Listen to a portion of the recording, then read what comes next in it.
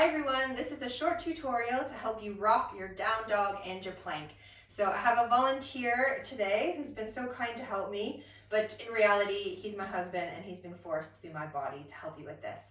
So we are going to start on the hands and the knees.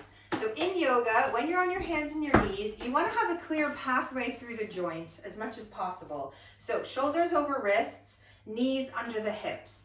Hip width apart in yoga isn't about the extra padding that we accumulate, it's about your skeleton. So where your thigh bone comes into your hip socket, that's really your hip width apart. Now, when we're bearing weight on the hands, we really need to make sure that we have the stability of the arm bone as well as the shoulder girdle. Also, want the weight evenly distributed through your hands. So spread the fingers wide so you have daylight between your fingers. And we want to almost feel like you could press the ground away as hard as you can to get this sense of lifting up through the shoulders. So we work the physics. The more you push down, the more you lift up. So that if someone came and put their hand between your shoulders, they would see that it's almost in like a dome. That's how much engagement it is. So push down a little harder into the ground, James. Right, so you can see here, it's nice and spread and broad. And this is really active, all these muscles in between the shoulder blades. If you're not engaging there and you're just relaxing into the shoulders, the hand will sink, the shoulders are winging, and then you risk injuring the shoulders. We don't want to bear weight when the shoulders aren't properly engaged. So push the ground away again. Now draw up the low belly and lengthen through the tailbone and step one leg back and then the other. So we're pulling back through the heels and the hips are going to be in line with the shoulders. So you need to lift your hips up to be in line with the shoulders and really try and lengthen the tail. Don't forget about your legs. So engage the legs strongly. You're looking down at the floor just a little bit in front of the tips of the fingers. Tendency here to let the hips go too low or too high. So what I mean by that is if James's butt went way up here, that's not really plank, it's somewhere in the middle, or they went really low under the shoulders, he's dropping in his low back. Lower your knees and have a little rest in child pose. Sit bones to the heels, breathing there. So what might be helpful, if you have someone that could take a picture of your plank, then you could see your alignment there, or if you have a mirror in your house. This is a cue that isn't really designed for everybody, but for those of you that have a very deep lower back lumbar curve, you might even feel that you have to almost curl the tailbone to get the engagement of the low belly. So if you were to see yourself in plank and you have this big dip in the low back, you're just dropping into that flexibility. It's not necessarily wrong, but actually it's better to have stability in the body. So yoga isn't about being flexible, it's about being stable. And we always want to think about that in every posture. So if you don't feel your belly engaging in plank, then something's not right. What I always sort of tell my beginner students is that if you come into plank and the first time you really find plank, everything is shaking and feeling terrible, then actually it's just right. Of course, you don't want your yoga poses to feel terrible, but that first engagement in plank is like, whoa, everything has to work like crazy together to support you. So we have another posture where we bear weight in the hands, which is downward facing dog. And what I always tell people for down dog is that if you've ever seen a dog do this stretch, and down dog is the stretch where we make an upside down V shape with the body, it is a luxury for that dog. They like rock into it and they're like, ooh, just like rolling around. It feels so good and you want to feel that good. So there's a lot of things we need to do to tweak it. So come back onto your hands and knees after that rest in child pose. And instead of keeping the shoulders over the wrists in down dog, they go back. What I mean by that, I'll show you when James comes into it. So tuck your toes, James, and lift your hips up. So his hips reach up to the ceiling. So they're not in line with the shoulders in that straight line like plank, but they are lining up shoulder to hip. And his spine is really nice. He's got a great down dog actually. You can see his knees are bent. And actually, that's good, especially if you have tight hamstrings, you've got to bend the knees because down dog is about this length here of the spine and not about straightening the legs or getting the heels down. That might come in time. So lower your knees, James, have a little break. So at home, you can do that on your hands and knees, lift your butt up as high as you can to the ceiling, push your hips back and have a few breaths there. And just think about how it feels. If it doesn't feel good, we're gonna fix it. So I'm just gonna show you, if you've been at home doing down dog now, just lower your knees and give yourself a break. And I'm gonna ask James to please come back into downward facing dog and show you a few things that can happen here.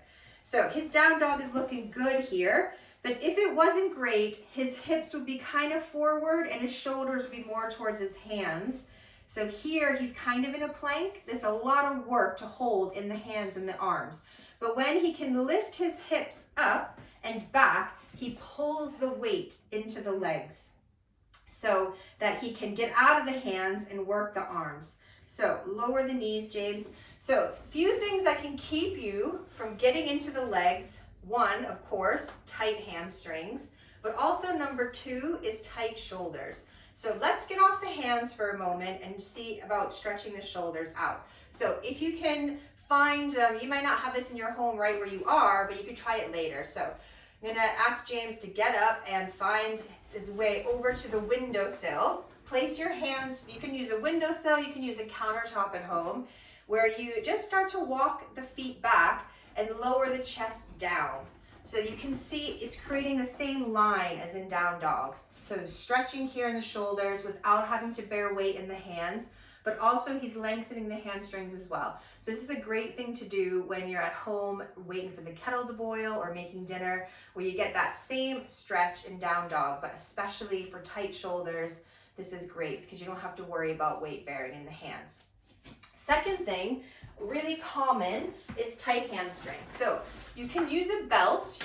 It doesn't have to be a yoga belt. You might have a dressing gown belt somewhere at home to work on stretching the hamstrings out over time. So what we're gonna do is place the belt around the foot. Send your left foot up towards the ceiling and loop the belt around the ball of the foot. Try not to put it on the arch of your foot, but just on that top part, just after the toes. Now, let the leg be straight. Keep your right foot bent, right knee even bent, so that you have a little support for the lower back. Just bring your leg as close as you can to your body without making the knee bend or without stressing the muscles. So if you feel loads of shaking in the back of the leg, it's too much, too far. So you pull it into your edge and then you just let it go back and then pull it in again. So you draw it to the edge, you ease off. So you pull it in like 100%, then you let it go back to about 80%. And do that with breath. So maybe exhale as you draw it in and inhale as you release it back out again. And do as many of those as you need to, maybe 10 reps. After that 10th rep, when the leg comes back to your edge, then you can just hold it there for a couple breaths. And then bend your knee so that your heel comes down all the way towards the sit bone. So you're just bending the knee in and then lengthening the leg back up. So here we stretch as well as use the muscle, which is really good because we want to have this balance between strong hamstrings and flexible hamstrings. And again, don't hold the breath here. So finding a pattern of breath that works for you. That might be inhaling when the leg is straight, exhaling when it comes down. It doesn't matter. As long as you're breathing, we're working to stretch the legs. And of course, do both sides. I'm not going to make James do that, do both sides today, because he's given enough time. So next time the knee bends, you can just release the belt. And we're going to come back onto the hands and knees. So if you're doing both sides, just pause the video, finish your stretches, come back onto your hands and knees. So I'm going to use the belt now to show you a technique that you could do with someone at home to help you find the legs in the posture. It will really get you feeling like you want to shake your booty in down dog. That's the goal. So I'm going to place this, I'm going to just ask James to move a little closer to the front of the mat so that I have space to do this. Now what I'm going to do is put the belt underneath James' belly and then down towards his hips. So when you're doing this, or when you have someone doing this at home, Make sure that person isn't using their back to do this. So I'm not going to pull them up with my back. I'm going to keep my back straight, keep my collarbone broad, my arms hugged in, and just bend my knees when it comes time. So I'm not using my back. I'm just using my body weight. So just come into your down dog, James. Okay, so as I said, James's down dog's pretty good here. But actually, we might be able to help make it a little better. So hold the belt, have that person hold the belt as close as they can to the body. And then I'm just gonna lean back. I'm just pulling him back a little bit. So he didn't need pulling that much, but actually it should feel really light in his hands now. And with the lightness in the hands, he can rotate his upper arm externally, so rolling it in. So I'm gonna let go of the belt. He's gonna stay here. He's gonna find that with his legs, and I'm gonna show you what I mean with the shoulders. So if the weight is out of the hands and out of the shoulders, you can roll the arms out. So it's a turning of your elbow crease in towards each other, but a rotating of the upper arm out so that he's holding the posture now from here. This is a bigger muscle in the body to hold than down into the arms and the hands. So here you want to feel the engagement in your armpits and around the rib cage, but also those legs. So the hips reach back, he's lengthening back, and then bring your knees down and have a rest into child pose. So I hope that's helpful. I know it's kind of a whistle-stop tour it's a whistle-stop tour of both down dog and plank. The thing to remember the most is that in plank, you feel it in the shoulders, the hands, you're really bearing weight there. But plank, it's using the whole body, whereas in down dog, all the weight should be held in the second half of the body, in the legs, but also that area around the rib cage and the armpit here, but always the belly's on. So in your downward facing dog, once you get that shape, once you get that drawing back, think about pulling up from your inner arches of your feet, up through the inner thighs, into the pelvic floor and the low belly. So let's do that one more time, thinking about all of those things. Coming back onto your hands and knees. Let's start with plank first. So engage those shoulders, broaden them across the back, draw up from the low belly, keep the fingers spread, and really want to feel that you're holding more weight between the thumb and the first finger, not so much rolling to the pinky finger. So one foot steps back, then the other. We lengthen out the tailbone, lift those hips in line with the shoulders. So also the option to take the knees to the floor here and do a half plank. But when you do that, don't let your butt push back. So by pushing back, it means here. Keep those hips forward so you still have the length, you're still using the low belly. And then bring your knees back into regular plank. So if you've been holding plank through all this, amazing, well done. Let's lift the sit bones up to the ceiling. Find your down dog from plank. So that might mean the feet have to walk a little closer to the hands.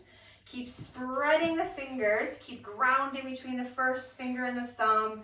Feel the posture held between the armpits and the rib cage, spine long, pelvic floor, low belly on, the legs doing all that work. Feel like you can shake your booty, hopefully. Okay, take your knees to the mat, have a little child pose. I hope it's been helpful. Thanks for joining me. See you again soon. Namaste.